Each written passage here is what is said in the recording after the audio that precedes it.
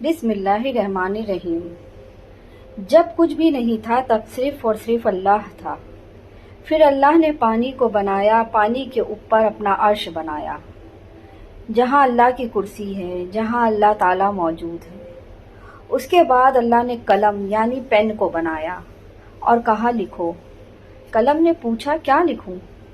اللہ تعالیٰ نے کہا قیامت تک جو کچھ بھی ہونے والا ہے سب کچھ لکھ دو۔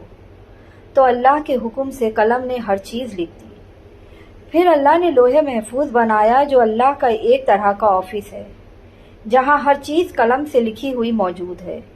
قیامت تک کیا ہوگا، کتنے لوگ کب پیدا ہوں گے، کیا کریں گے، دنیا کا ایک ایک حال، ہر چیز لکھی ہوئی ہے، اللہ کے علم میں ہے۔ اس کے بعد اللہ نے 50,000 سال بعد آسمان اور زمین کو بنایا۔ اس کے بعد فرشتوں کو بنایا، جنوں کو بنایا۔ اس کے بعد 6 دنوں میں پوری دنیا بنائی۔ یہ 6 دن ہمارے دنوں کی طرح نہیں تھے، یہ اللہ کے دن تھے۔ سیٹرڈے کو مٹی بنائی، سنڈے کو پہاڑ، منڈے کو پیڑ، ٹیوزڈے کو تکلیف، بیماریاں، مصیبتیں، وینسڈے کو نور یعنی روشنی، تھرسڈے کو جانوروں کو زمین میں پھیلایا، فرائیڈے کو عصر سے مغرب کے درمیان آدم علیہ السلام کو پیدا کیا۔ اللہ نے فرشتوں کو نور سے، جنوں کو آگ سے اور انسان کو مٹی سے پیدا کیا۔ آدم علیہ السلام کو بنانے سے 2000 سال پہلے دنیا میں اللہ تعالیٰ جنوں کو بھیج چکے تھے، مگر انہوں نے وہاں بہت فساد کیا، ایک دوسرے کا خون بہایا، تو اللہ تعالیٰ نے فرشتوں کو بھیجا۔ جنہوں نے جنوں کو زمین سے دور کر دیا تو جن آئس لینڈ پر دور سنسان علاقوں پر چلے گئے۔ جنوں میں ہی ایک عزازیل بھی تھا جو اللہ تعالیٰ کا بہت عبادت گزار بندہ تھا، تو فرشتے اسے اپنے ساتھ لے آئے، جو بعد میں اپنے تکبر اور نافرمانی کی وجہ سے ابلیس کہلایا، یعنی سخت مایوس، کیونکہ وہ ہمیشہ ہمیشہ کے لیے اللہ کی رحمت سے مایوس ہو گیا تھا۔ اب اللہ نے انسان کو بنانے کے بارے میں سوچا تو فرشتوں کو کہا کہ میں زمین میں خلیفہ بنانے والا ہوں۔ خلیفہ یعنی وہ جس کی ایک جنریشن کے بعد جنریشن آگے بڑھے۔ اللہ نے جنوں اور انسانوں کو صرف اپنی عبادت کے لیے پیدا کیا تھا کہ وہ دنیا میں جا کر اللہ کا امتحان دیں اور عبادت کریں۔ فرشتے جنوں کا حال دیکھ چکے تھے، انہوں نے اللہ سے کہا کہ آپ کیوں بنانا چاہتے ہیں انسان کو، جبکہ ہم تو موجود ہیں جو دن رات آپ کی حمد اور تسبیح کرتے ہیں۔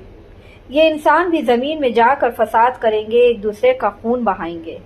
اللہ تعالیٰ نے جواب دیا جو میں جانتا ہوں وہ تم نہیں جانتے، یعنی اللہ تعالیٰ انہیں کیوں بنا رہے ہیں یہ اللہ کو پتا تھا۔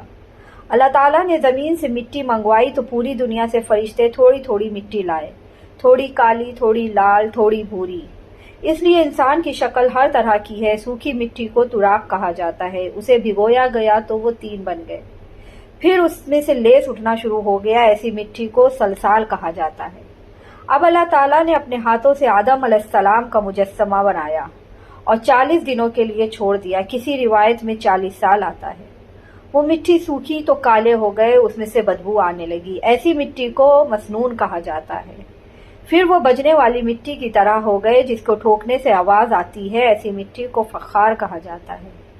قرآن میں جب انسان کے بنانے کا ذکر آتا ہے تو اللہ تعالیٰ کہتے ہیں ہم نے تمہیں مٹی سے بنایا ہے، تو یہ الگ الگ مٹی کے نام آتے ہیں کہ ایسی مٹی سے بنایا، دیکھو تم کیا چیز تھے۔ جب آدم علیہ السلام کو بنایا تو وہ 60 فٹ لمبے تھے۔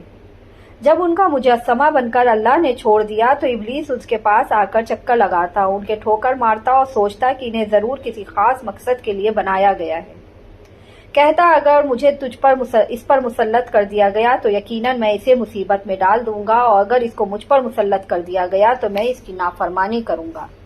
فرشتوں نے سوچا یہ جو بھی مخلوق اللہ تعالیٰ بنا رہے ہیں یہ علم میں ہم سے زیادہ نہیں ہو سکتی، نہ ہی ہم سے زیادہ عزت والی۔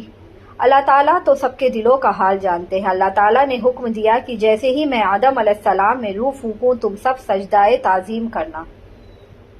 اس سجدے کا حکم اللہ تعالیٰ نے اس لیے دیا کہ سب کو پتہ چل جائے کہ جو یہ نیا کریشن ہے اس کا رتبہ فرشتوں اور جنوں سے اوپر ہوگا۔ اللہ تعالیٰ نے روح پھونکنے سے پہلے ہی آدم علیہ السلام کو دنیا کا پورا علم دے دیا۔ ہر چیز کے نام سکھا دیے، جیسے یہ پیڑ ہے، یہ پہاڑ، یہ ستارے، یہ چڑیا، اور ان کی خاصیت اور استعمال بھی سکھا دیے، پورا علم دیا۔ جیسے ہی ان میں روح پھونکی تو سارے فرشتوں نے سجدہ کیا سوائے ابلیس کے۔ اس نے اللہ کی نافرمانی کی اور سجدہ نہیں کیا۔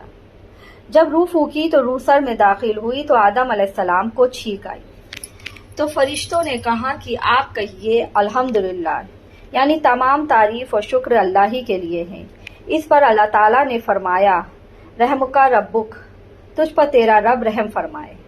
اب روح آنکھیں میں داخل ہوئی تو آدم علیہ السلام جنت کے پھل دیکھنے لگے، چاروں طرف دیکھنے لگے۔ جب روح پیٹ میں گئی تو انہیں بھوک محسوس ہوئی، جب پیروں میں روح گئی تو انہوں نے چلنے کی کوشش کی۔ اس پر اللہ تعالیٰ نے قرآن میں فرمایا ہے کہ انسان بہت جلد باز ہے۔ پھر اللہ تعالیٰ نے ان کی پیٹھ پر ہاتھ پھیرا تو قیامت تک جتنے بھی انسان پیدا ہونے والے ہیں سب کی روحیں نکل آئیں۔ اللہ تعالیٰ نے سب سے کہا کہ کیا میں تمہارا رب نہیں؟ سب نے کہا کہ آپ ہمارے رب ہیں۔ سب نے صرف اللہ کی عبادت کا وعدہ کیا، اسی وعدے الاست کہا جاتا ہے۔ ابھی عالم ارواح میں سب کی روحیں موجود ہیں جو قیامت تک پیدا ہوں گی۔ آدم علیہ السلام کو پیدا کر کے ان سے کہا کہ جا کر فرشتوں کو سلام کرو۔ انہوں نے فرشتوں سے السلام علیکم یعنی سلامتی ہو آپ سب پر کہا۔ اس کے بدلے میں فرشتوں یعنی وعلیکم السلام ورحمۃ اللہ کہا، یعنی آپ پر بھی سلامتی ہو اور اللہ کی رحمت ہو۔ اس پر اللہ تعالیٰ نے آدم علیہ السلام سے کہا کہ یہ تمہاری اولاد کو ایک دوسرے کے لیے تحفہ اور ہدیہ ہے۔ اب اللہ نے فرشتوں کے سامنے دنیا کی کچھ چیزیں پیش کی اور ان کے نام پوچھے۔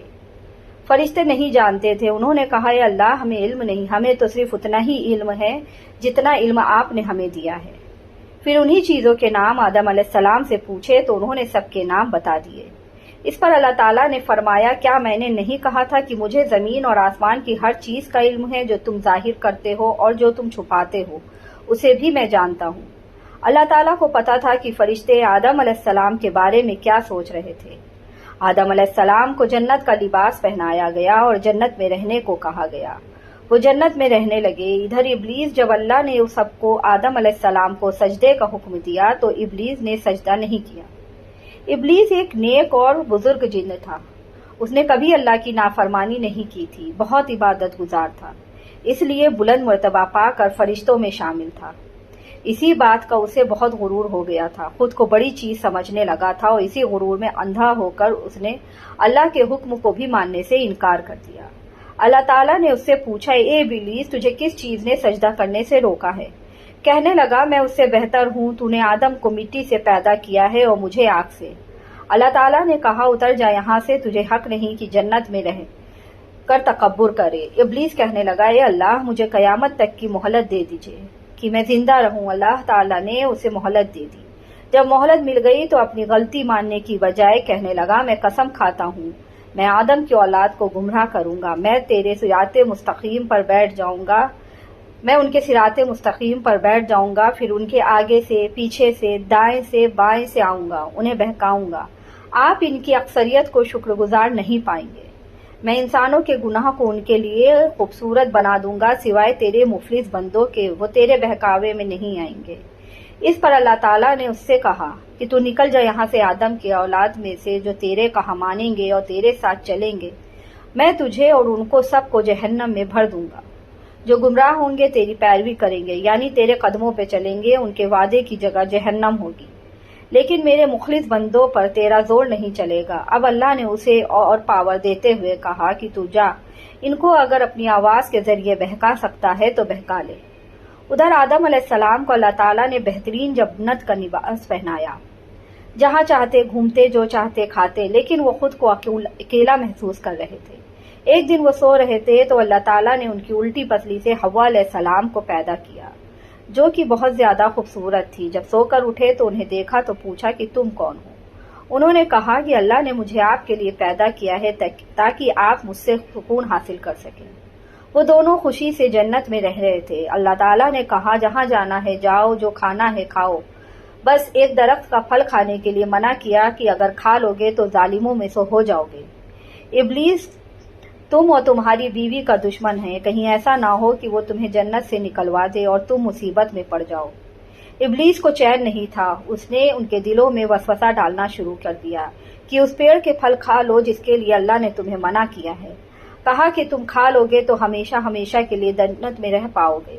فرشتوں کی طرح ایک دن فرشتوں کی طرح جنت میں رہ پاؤ گے۔ فرشتوں دونوں وسوسے میں آ گئے اور وہ پھل توڑ کر کھا لیا۔ جیسے ہی انہوں نے پھل کھایا تو سب سے پہلے ان کے کپڑے اتر گئے، وہ دونوں شرم سے ادھر ادھر بھاگنے لگے۔ جنت کے پیڑوں کے پتے خود پر چپکانے لگے، انہیں احساس ہو گیا تھا کہ ہم نے اللہ کی نافرمانی ہوئی ہے۔ اب اللہ تعالیٰ نے آواز دی، کیا میں نے تمہیں منع نہیں کیا تھا؟ کیا نہیں بتایا تھا کہ شیطان تمہارا کھلا دشمن ہے؟ آدم علیہ السلام بہت زیادہ شرمندہ ہوئے۔ اب اللہ نے انہیں جنت سے اتر جانے کا حکم دیا اور کہا تم ایک دوسرے کے دشمن ہوگے، انسان اور شیطان، تمہیں ایک وقت تک دنیا میں رہنا ہوگا اور فائدے اٹھانے ہوں گے، وہیں زندگی بسر کرو گے، وہیں مرو گے اور وہیں سے اٹھائے جاؤ گے۔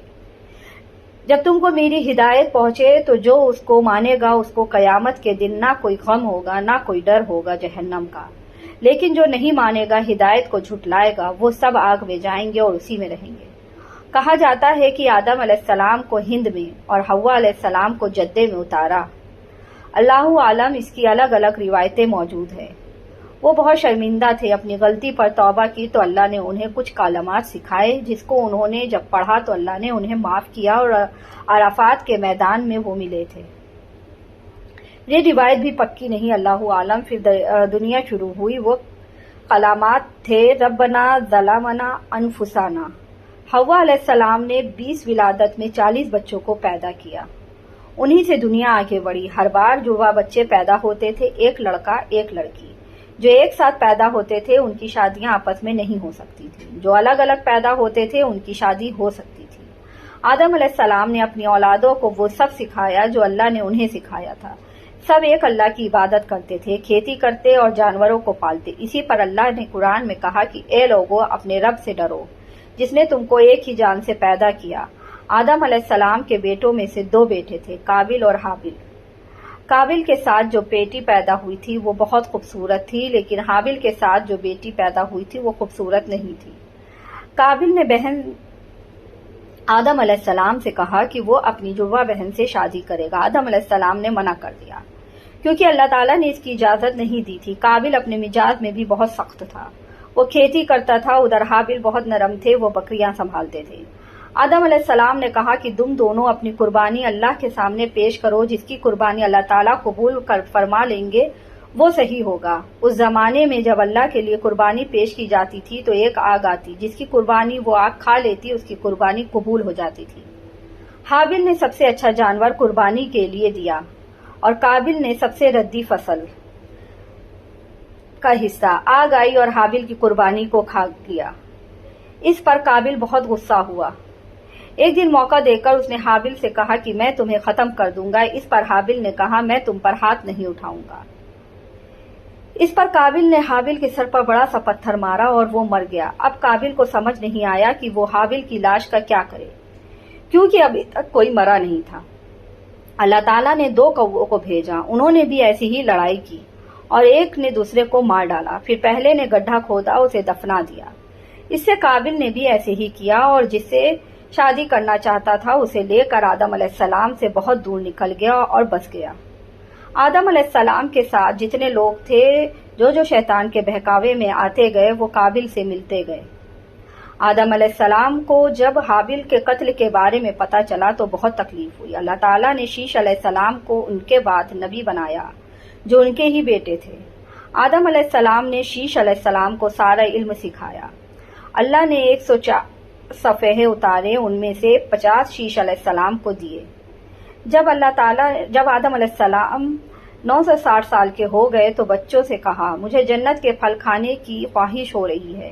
سارے بچے ادھر ادھر پھیل گئے۔ پھل ڈھونڈنے کے لیے راستے میں ان کو موت کے فرشتے ملے جو انسانی شکل میں تھے۔ انہوں نے کہا کہ واپس جاؤ، ان کی موت کا وقت قریب ہے۔ آدم علیہ السلام نے اپنے 40 سال داؤد علیہ السلام کو دے دیے، ورنہ ان کی عمر 1000 سال تھی۔ فرشتوں نے روح قبض کی، غسل دیا، خوشبو لگائی اور دفنایا۔